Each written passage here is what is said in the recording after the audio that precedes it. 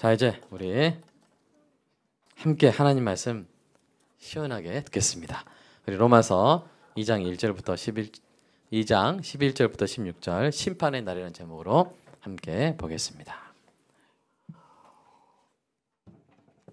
자, 교독하겠습니다. 이는 하나님께서 외모로 사람을 취하지 아니하심이라. 무릇 율법 없이 범죄한 자는 또한 율법 없이 망하고 무릇 율법이 있고 범죄한 자는 율법으로 말미암아 심판을 받으리라.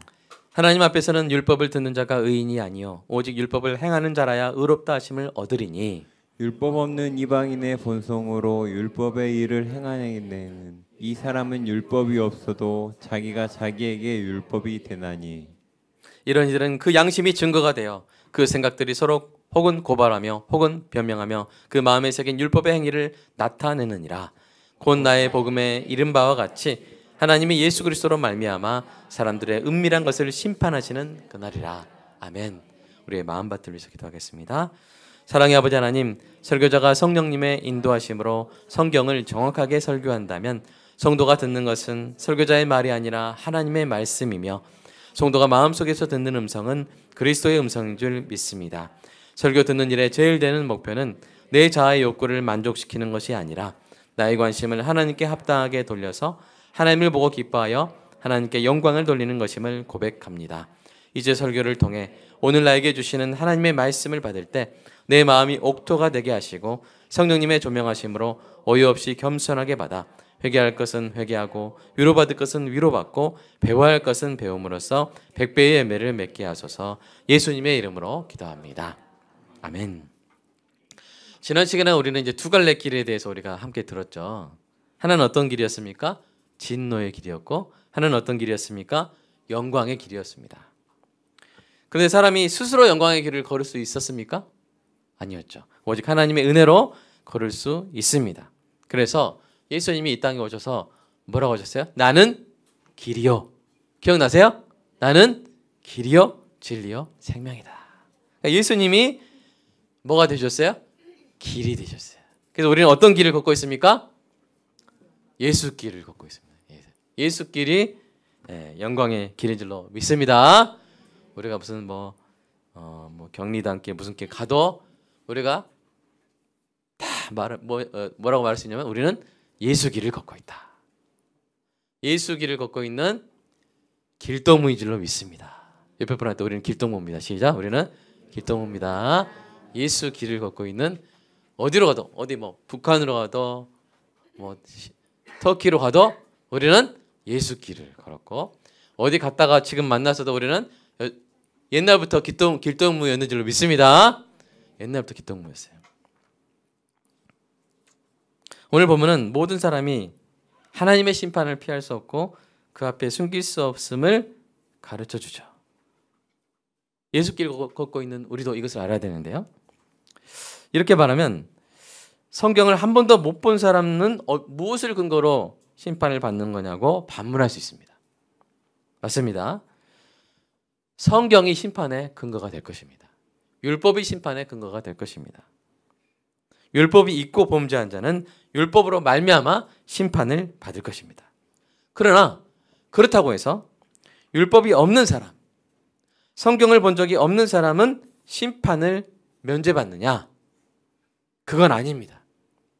오늘 12절은 율법 없이 범죄한 자도 다른 근거에 의해서 심판을 받는다고 명시하고 있습니다. 그 근거는 무엇입니까? 14절에 보시면 자기 자신이에요. 15절 양심이에요. 15절 또 생각이에요. 그것이 마음에 새겨진 율법의 행위를 나타낸다고 합니다. 여기서 율법 행위란 말은 율법의 명령이에요. 율법의 원문은 일인데 명령이에요. 율법이 뭐라고 명합니까? 사랑하라고 명령하죠. 그것을 나타내는 거예요. 비록 성경에 있는 율법을 읽지 않았어도 마음에 이미 새겨진 율법이 있는데 그것이 자기 자신, 양심, 생각을 통해 드러난다는 것입니다. 이것을 다른 말로 하면 자연법이라고 할 수 있어요. 무슨 법이요? 자연법. 누군가가 실정법 뭐냐면 지금 이제 민법, 형법 그런 거 있잖아요. 그런 거요. 실정법으로 만들지 않아도 자연적으로 사람들이 이미 법으로 인정하고 있는 것을 자연법이라고 합니다. 예를 들어서 새치기를 하면 됩니까? 안 됩니까? 돼요? 안 돼요? 새치기 반금지법 이런 거 없어도 우리는 알아요. 누가 새치기 하면 야, 자연스럽다. 저게 사는 방법이구나. 이게 느껴지는 게 아니라 누가 새치기 하면 아닌데? 안 되는데? 또 우리가 새치기 하면서도 부끄럽다. 이런 마음이 없어요? 있어요? 있어요. 노약자를 학대하면 됩니까? 안 됩니까? 노약자를 학대하면 돼요? 안 돼요? 법에 없어도 우리는 알아요. 사람을 죽이면 돼요? 안 돼요? 법에서 그렇게 말하기 때문에 그렇기 때문에 죽이면 안 되는구나. 아이고야, 내가 형법 안 봤으면 몰라서 보냈네. 죽여도 되는 줄 알았는데. 그런 사람 있을까 없을까요? 없어요. 다 알아요. 성문화된 법이 없는 곳에는 반드시 불문법이 있어요. 이런 불문법은 대부분 자연법에서 나온 것이고 성문화된 법들도 사실은 이런 자연법을 기초로 만들어진 것입니다.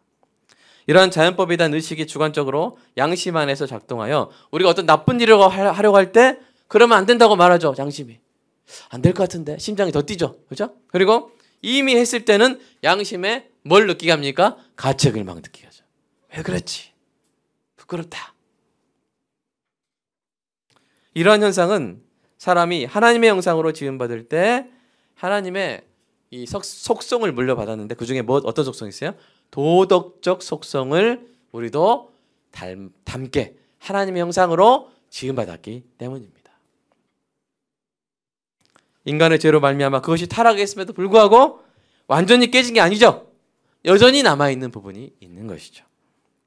따라서 사람은 성경이 있거나 없거나 율법이 있거나 없거나 모두 하나님의 심판을 받게 됩니다. 그리고 하나님의 심판을 통해 의로운 사람으로 판단을 받으려면 율법을 단지 듣는 것만으로 돼요, 안 돼요? 서로 사랑하라. 이거 들었어요? 저 들었는데요? 저 의인인데요? 돼요, 안 돼요? 저 성경 공부 10개월 했는데요? 의인이에요, 아니에요? 자, 기예요, 아니에요? 야, 이게 기가, 이거 잘 되네요. 예. 다른 사람을 섬겨라. 이거 100번 들었어요. 자, 의인이에요, 아니에요? 아직 아니죠. 뭘 해야 되죠? 듣고 행해야죠. 그죠? 서로 사랑해라 하고 듣고 사랑을 해야죠. 해야 해요. 실천을 해야 돼요. 그래서 교회에서 우리가 뭘 봐야 됩니까? 교회에서는 우리가 말씀을 많이 들어야 되는데 또 한 가지 봐야 될 게 있어요. 교회에서 그 말씀이 행해지는 것을 봐야 되는 거예요. 그거를 보여주는 것이 어디예요? 교회예요. 교회 가면 늘 뭐가 있어야 돼요? 하나님의 말씀이 행해지고 있구나. 그것을 볼 때 우리가 늘 보잖아요. 그럼 우리도 저절로 해요. 저절로 습관이 돼가지고 하게 돼요. 이렇게 율법을 들어서는 안 되고 행해야 하는 것입니다. 율법을 온전히 행한 사람으로 판단된 사람만이 하나님의 심판대 앞에서 의인으로 판정을 받을 수 있는 것이죠. 그러니까 하나님의 심판은 여러분 대하기가 편합니까? 부담스럽습니까? 솔직히 부담스럽죠. 그냥 율법 한 10개 알려주고 10개명 다 외워라 해서 시험 치면 그거 쉬워요. 외워서 시험 치면 자 그거 쉬워요. 그러나 했냐고 했어? 이렇게 하면 힘들어요. 어려워요. 서로 사랑하라는 계명 듣기는 좋지만 행하기 어려워요. 성령의 9가지 열매 맺어라. 사랑, 희락, 화평, 오래참음, 자비, 양선, 충성, 온유, 절제. 그런 맛이 나야 된다. 그럼 그것이 쉬워요? 어려워요? 어려워요. 그래서 행한 대로 판단하시는 하나님의 심판이 두렵습니다. 게다가 하나님의 심판은 사람들의 은밀한 것까지 심판해요. 오늘 말씀에 나오잖아요. 은밀한 것까지 심판해요. 사람들은 자신의 죄를 숨기기 원합니다. 타락 이전의 인간은 하나님 앞에서 사람 앞에서 스스로 부끄러울 것이 있었어요? 없었어요? 옷 입고 다녔어요? 안 입고 다녔어요? 에덴 동산에서 안 입고 다녔고 부부끼리 안 입고 다녔는데 서로 부끄러워했어요? 안 부끄러워했어요? 혹시 집에서 팬티도 안 입고 서로 안 불거하는 부부 있습니까? 그땐 그랬어요. 하나님 앞에서도 부끄러울 거 없었어요. 그러나 죄를 짓고 나서 어떤 일을 합니까? 하나님과 사람과 자기 자신으로부터 숨기 시작했죠. 나무 뒤에도 숨어보기도 하고 무화과 잎사귀로 가려보기도 했지만 부질없는 짓이었습니다. 지금도 마찬가지입니다. 아무리 숨겨도 하나님 앞에서는 다 드러납니다. 하나님 앞에서 자기 죄를 가리려고 하는 모든 시도는 다 시들어진 무화과 잎사귀와 같은 것이죠. 이렇게 죄를 숨기려는 사람의 시도는 하나님 앞에서 의미가 없습니다. 그리고요, 죄는 드러나야 돼요. 그것이 뭐예요? 정의예요. 우리는 심판이란 말은 별로 좋아하지 않죠. 우리 내일 심판 받읍시다. 그런 사람 있어요? 없어요? 없어요. 네. 없어요. 아까 말한 것처럼 심판을 무사히 통과할 수 있는 사람이 없기 때문이에요. 그러나 어떤 말은 좋아요? 형철아, 정의란 말 좋아하니? 정의란 말은 우리 좋아해요. 심판은 좀 그렇지. 정의는 좋아요.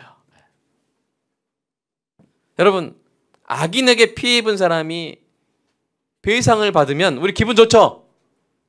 누명씌움 당한 사람의 결백이 드러나면 우리는 박수 치죠? 은폐됐던 부정부패가 드러나면 사이다 하죠. 사이다 마시는 느낌이죠? 그렇죠. 우리는 정의를 원해요. 그런데 우리가 알아야 할 것은 정의는 심판에서 나온다는 사실입니다. 정의는 심판에 의해서, 공정한 심판에 의해서 실현됩니다. 오늘 본문 16절은 하나님이 예수 그리스도로 말미암아 사람들의 은밀한 것을 심판하시는 그날이 올 것이라고 말하고 있습니다. 하나님의 법정 기일이 있어요. 그날에 우리가 다 반드시 하나님의 심판대 앞에 서게 될 것입니다. 그 장면이 어디 있나요? 바로 요한계시록 20장에 있는데요. 한번 읽어볼까요? 그려보는 마음으로 한번 읽어보겠습니다. 시작. 또 내가 크고 흰 보좌와 그 위에 앉으신 이를 보니 땅과 하늘이 그 앞에서 피하여 간데 없더라. 또 내가 보니 죽은 자들이 큰 자나 작은 자나 그 보좌 앞에 서 있는데 책들이 펴 있고 또 다른 책이 펴져 있으니 곧 생명책이라. 죽은 자들이 자기 행위를 따라 책들을 기록한 대로 심판을 받으니. 아멘. 자, 그 광경을 기억하세요. 자, 크고 흰 보좌가 있죠? 이게 뭐냐면 하나님의 심판대입니다. 이 크고 흰 보좌가 상징하는 것은 희다. 뭐예요? 오류가 있다 없다? 오류가 없고. 크다 하는 것은 권위를 말해요. 온 우주에 유일한 왕이신 하나님의 절대적인 권위를 상징합니다. 여러분, 옛날에, 지금은 이제 법관이 심판하잖아요. 옛날에 누가 심판했어요? 왕국 시대에는 왕이 했어요. 그래서 다윗 그 다음에 솔로몬이 제일 잘한 게 뭐예요?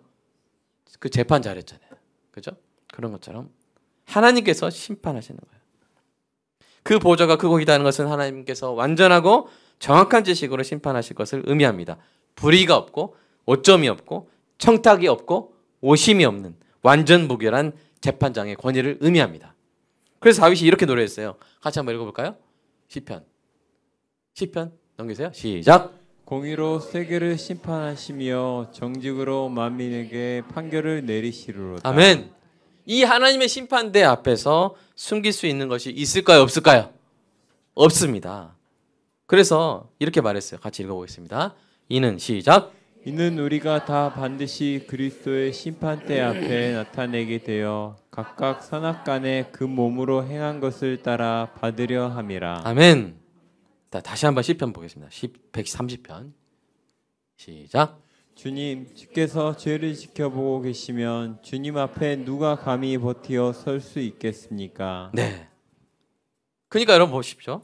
크고 흰 보좌로 상징된 하나님의 심판에는 우리가 보통 이 땅의 법정에서 가지는 어떤 단계가 없어요. 여러분, 이 땅의 재판에는 재판 크게 두 가지로 나누면 첫 번째 심리 단계가 있어요. 두 번째 판결 단계가 있어요. 심리 단계라는 것은 뭐냐면, 심리는 뭐냐면 재판의 대상이 되는 사실 행위의 진위를 가리는 거예요. 어떤 사람이 이렇게 돈을 가져갔는데 그게 도둑질한 건지 아니면 빌려간 건지 각각 주장이 다르잖아요. 그래서 사실이 뭔지를 가려내는 게 뭐예요? 심리예요. 사실 심리. 그다음 판결은 뭐겠습니까? 심리를 통해서 밝혀진 사실에 법과 판례를 적용해서 판결문을 작성하는 단계입니다. 여러분 그런데 하나님의 심판에는 사실 심리 단계가 필요할까요? 필요 없을까요? 필요 없어요. 왜요? CCTV랑도 비교할 수 없는 하나님의 전능하신 눈으로 전지하신 눈으로 다 보고 아셨어요. 속일 수 없어요. 하나님을 속일 수 없어요. 있는 그대로 다 드러났어요. 다 아십니다. 그래서 히브리서는 이렇게 말하죠. 히브리서 한번 읽어볼까요? 4장 시작. 지으신 것이 하나도 그 앞에 나타나지 않음이 없고 우리의 결산을 받으실 이의 눈앞에 만물이 벌거벗은 것 같이 드러나느니라. 예. 이 땅의 법정은 좀 답답할 때가 있어요. 이 사람을 죽인 사람이 이 사람이 아니고 저 사람인데 저 사람한테 누명 씌워가지고 저 사람이 형 그런 일이 없어요? 있어요? 있어요. 나중에 재심을 하잖아요. 재심을 왜 해요? 그 법에 명백한 그 판결에 이전 판결에 명백한 오류가 있었기 때문에 재심을 하는 거예요. 그러나 하나님 나라의 법, 하나님의 법정에는 증인이 필요해요? 증거가 필요해요? 필요하지 않아요. 다 아세요. 그래서 악인이 할 수 있는 게 없어요. 증인을 매수할 수 있나요? 법관을 매수할 수 있나요? 배심원을 매수할 수 있나요? 있어요? 없어요? 없어요. 아픈 척 해가지고 아프니까 재판 못 받아요. 할 수 있어요? 없어요? 없어요. 심판을 피할 방법이 없어요. 위증할 수도 없어요. 완전 무결한 판결이 내려질 것입니다. 거기서 바로 정의가 나오는 것이죠.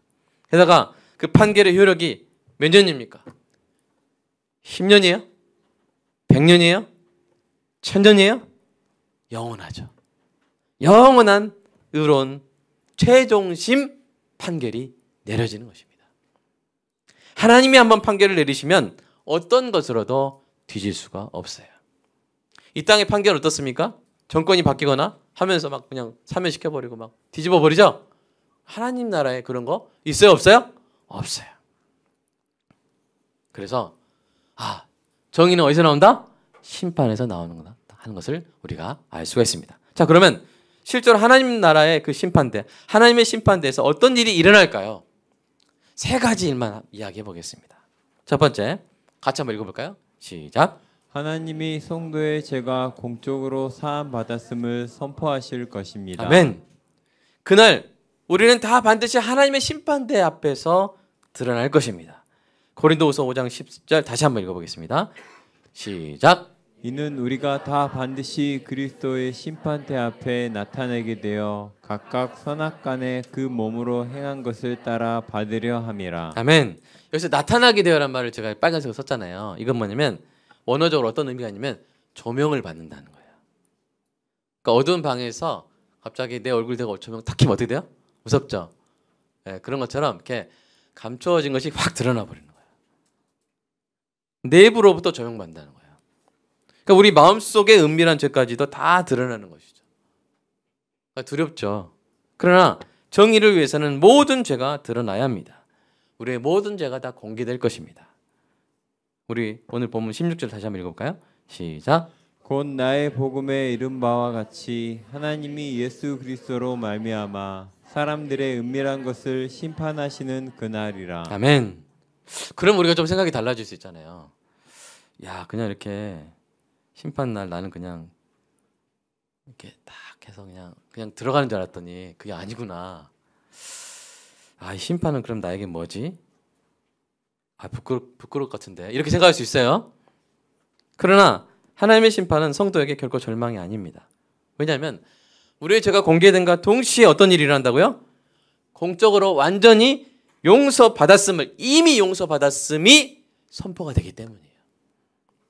그때 우리는 홀로 서 있지 않아요. 우리 옆에 누가 계세요?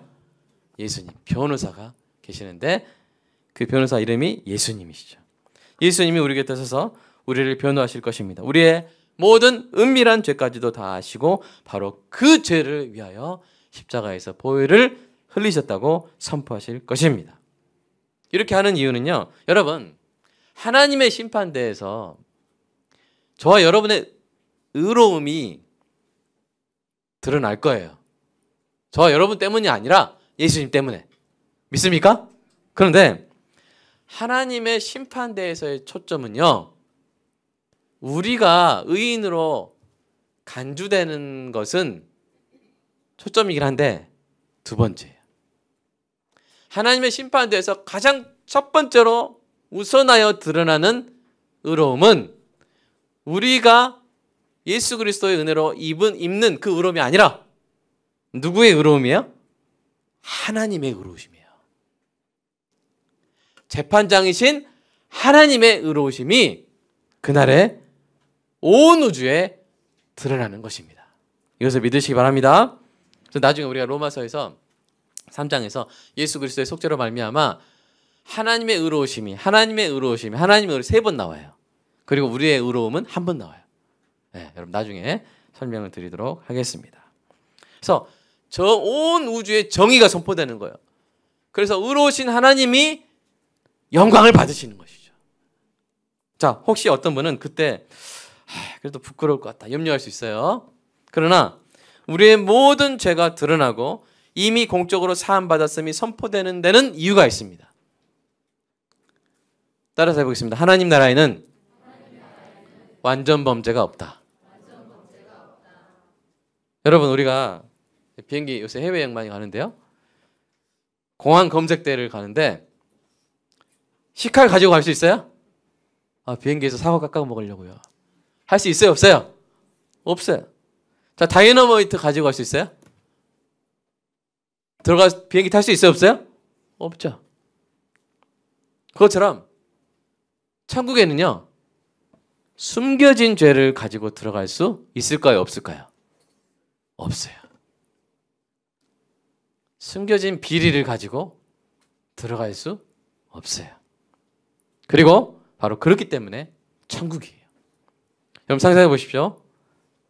동훈이라는 사람이 천국에 갔는데 천국에 연진이가 딱 보면서 고데기 딱 흔들고 있어요. 웃으면서 씩 웃고 있어요.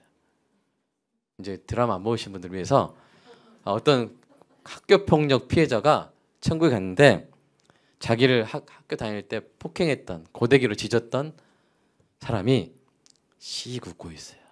그리고 하나님도 몰라요. 여러분, 천국에 그런 일이 있을까요? 있을 수 없죠. 갔는데 전두환이 가지도 않겠지만 여러분, 하나님 나라에 완전 범죄가 있어요? 없어요? 없어요. 다 드러나고 다 일단 다 공개하고 그 다음에 용서 받는 거예요. 그 과정 없이 드러나지 않고 천국에서 씩 웃는 완전 범죄자는 없다는 것입니다.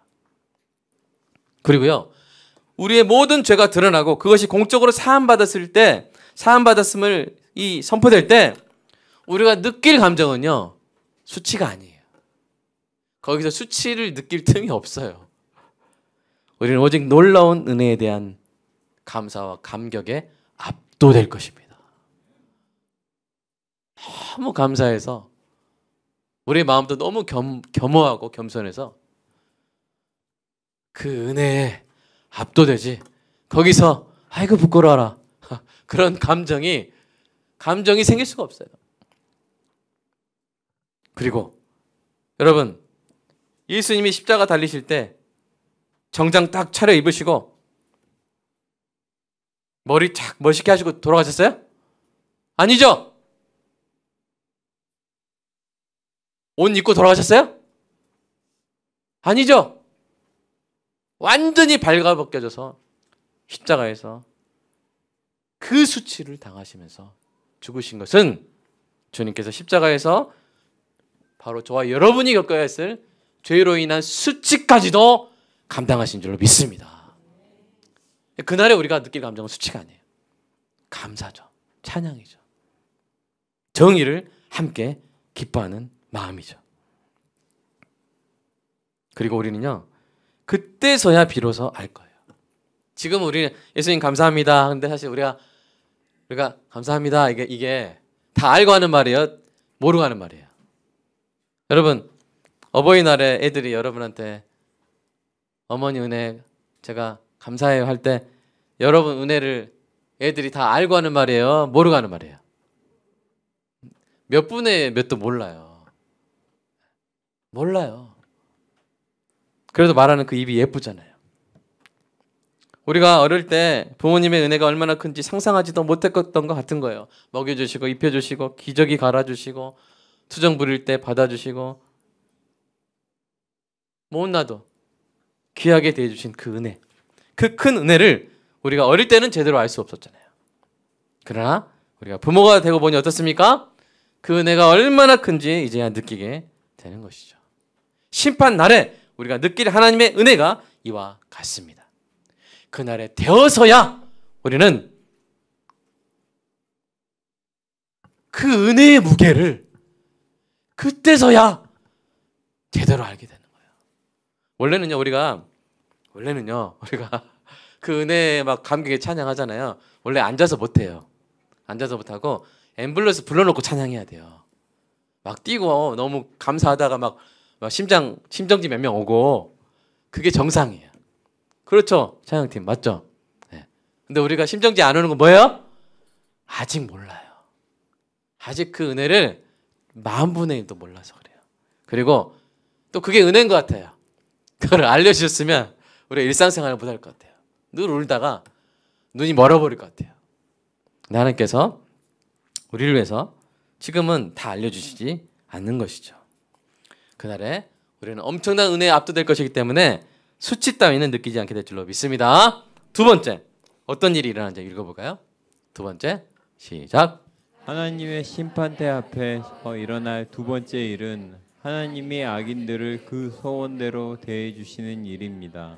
너무 슬픈 일이지만 하나님을 알 때 하나님을 영화롭게 하지 않고 감사하지도 않는 사람들, 썩어지지 않는 하나님의 영광을 썩어질 사람과 동물의 우상으로 바꾸어 버린 사람들, 예수님의 생명의 초대를 거절한 그들은 그들의 소원대로 처분받게 될 것입니다. 율법이 있고 범죄한 사람은 율법으로 말미암아 심판받고요, 율법이 없이 범죄한 자는 마음에 새겨진 법을 근거로 심판을 받을 것입니다. 수없이 내밀어진 예수님의 손을 끝까지 뿌리쳤기 때문에 그들은 하나님의 법정에 혼자 서는 거예요. 누구 없이? 변호사 없이 혼자 서는 거예요.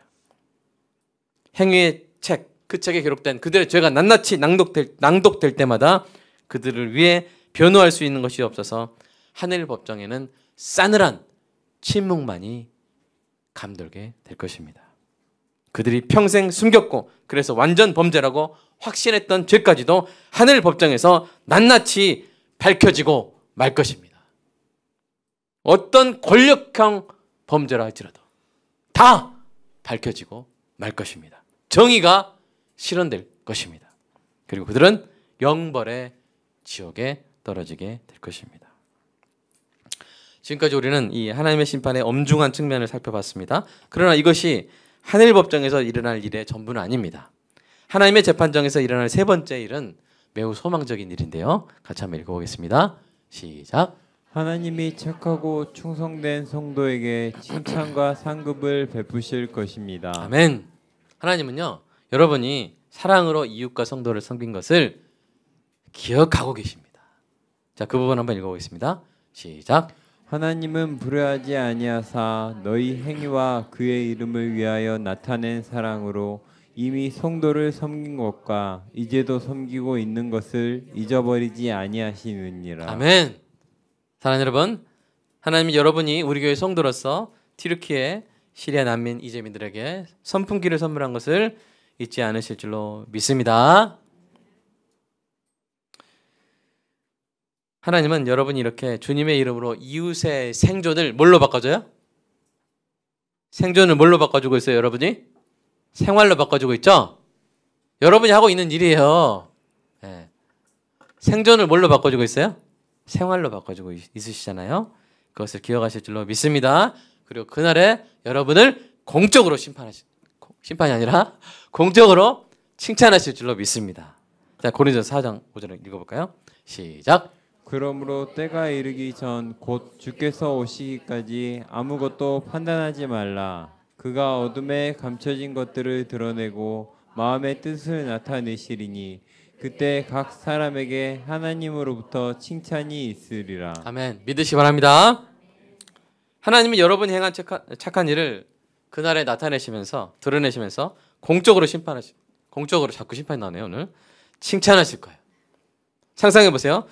창세 이후로 태어난 수많은 성도와 천사들 앞에서 영광의 왕이신 하나님께로부터 칭찬의 면류관을 받게 되는 거예요. 아마 이렇게 말씀하실 것 같아요. 잘했다. 내가 알고 있단다. 그때 너의 따뜻한 섬김을 내가 받았단다. 잘했어. 아무도 보지 않을 때 내가 예배당을 청소한 것을 내가 알고 있단다. 착하고 충성된 종아, 내가 보낸 복 없는 사람들이 너로 인해 복을 받았구나. 너의 기도로 내 남편이 구원을 받았단다. 이 병에 내 눈물을 다 담아 놓았단다. 사랑하는 여러분, 이 하나님의 칭찬을 들을 때 저와 여러분의 소름이 눈 녹듯이 녹게 될 줄로 믿습니다. 이 땅에서 주를 위해 받은 고난과 핍박의 기억도 새벽 안개처럼 사라지고 아침 햇살 같은 기쁨과 푸른 초장 같은 안식만이 남게 될 줄로 믿습니다. 언제요? 하나님의 칭찬을 받는 그날. 그래서 사도 요한이 이 말씀을 들었어요. 읽어보겠습니다. 시작.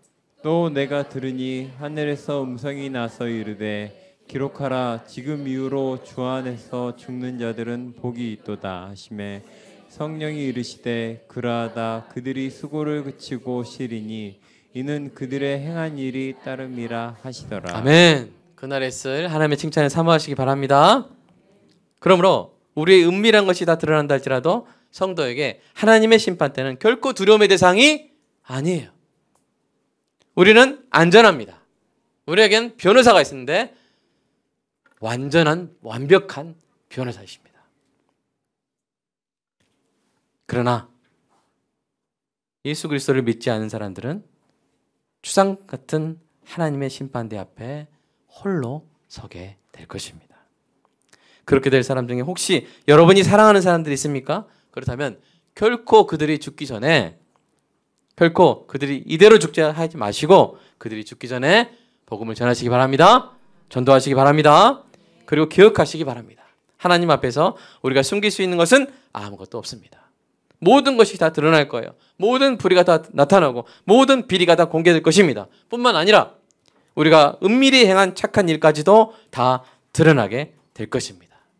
우리는 하나님의 심판대 앞에 서게 될 것입니다. 이 사실의 진정한 의미를 깨달으면 우리 삶에 중요한 변화가 있게 될 줄로 믿습니다. 우리가 지금 은밀한 죄를 지으면 그래요. 그때 그것까지도 하나님 주님께서 보혈로 씻어주셨다는 거 선포되겠죠. 그러나 그것을 미리 알고 있는 나로서는 오늘 지우겠죠. 그죠? 오늘 어떤 어플을 지우겠죠? 오늘 어떤 비밀스러운 죄를 끊겠죠? 오늘 내가 어떤 하나님이 기뻐하시는 일을 이제 안 하겠다고 결단하겠죠. 그와 같은 일이 일어날 줄로 믿습니다. 이 땅에 떵떵거리는 악인들로 인해 낙심하지 마시기 바랍니다. 참고 선을 행하여 계속 영광의 길을 걸어가시기 바랍니다. 어떤 길이요? 예수 길을 걸어가시기 바랍니다. 이 소망의 복음을 품고 이번 한 주도 하나님의 칭찬받을 일로 가득 채워가는 지혜롭고 복된 여러분 되시기를 주님의 이름으로 축복합니다. 이 시간 함께 기도하겠습니다.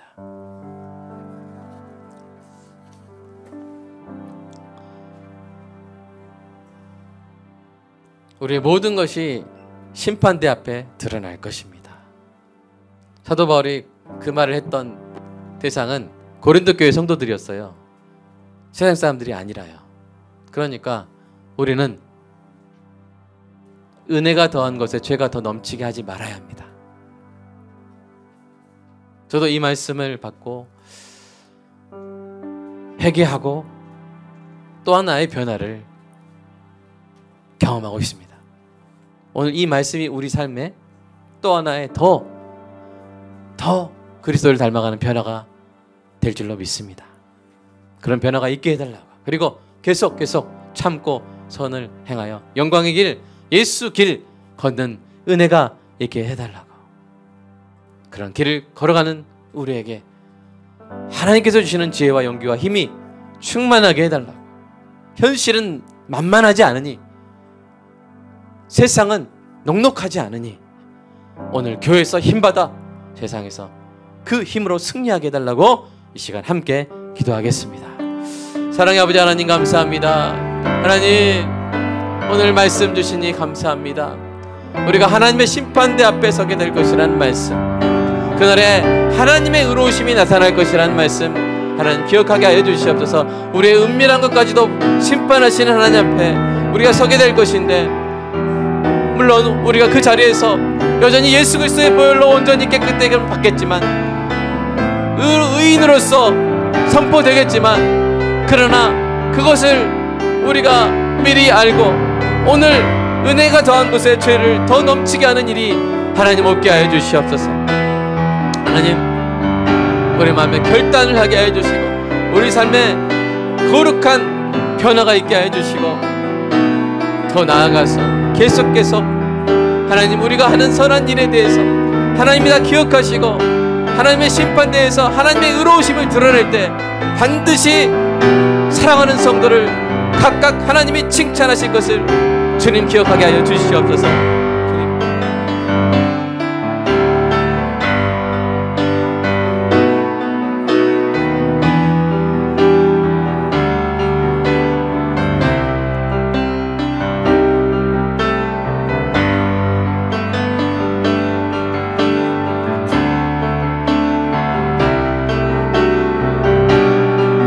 감사합니다.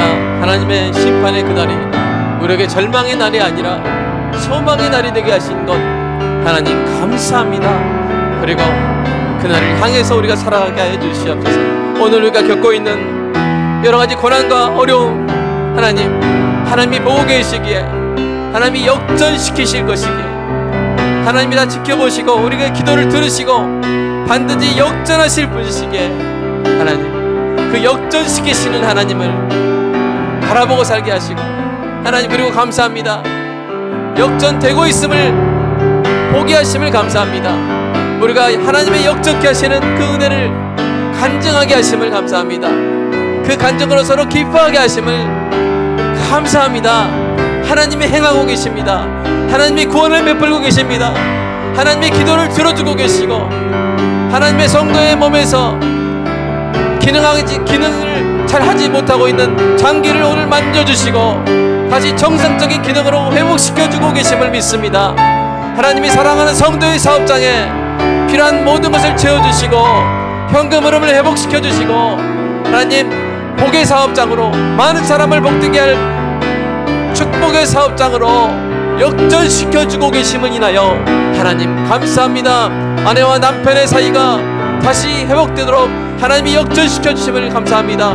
부모와 자녀의 사이가 다시 회복되도록 역전시켜 주심을 하나님 감사합니다. 이 놀라운 은혜 감사하며 하나님 성찬 가운데 주님의 큰 은혜를 더욱더 경험하게 하여 주시옵소서. 주님 사랑합니다. 감사합니다. 놀라운 은혜 오늘도 깨닫게 하시니 감사합니다. 이 은혜가 더한 것에 죄가 아니라 순종이 넘치게 하여 주시옵소서. 예수님의 이름으로 기도합니다. 아멘.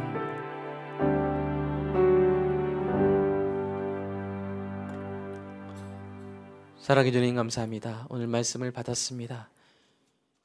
하나님의 심판대 앞에 설 그때야 우리가 얼마나 놀라운 은혜를 받았는지 그때야 깨달을 것이지만 오늘 말씀을 통해서 맛보았고 이제 주님의 성찬을 통해서 또한 맛보길 원합니다.